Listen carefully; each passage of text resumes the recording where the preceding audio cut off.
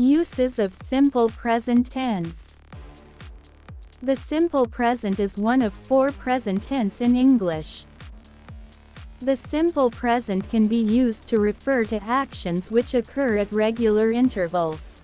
We visit our friends every Sunday. They take a holiday once a year. The specific ocean is the largest ocean in the world. The simple present is also used in stating general truths. The reports presents the information clearly. At the end of the film, the hero finds the hidden treasure.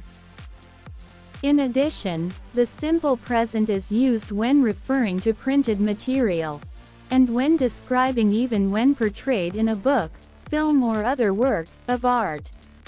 Our plane leaves at 8 o'clock tomorrow night. Occasionally, the simple present is used to express actions occurring in the future or the past.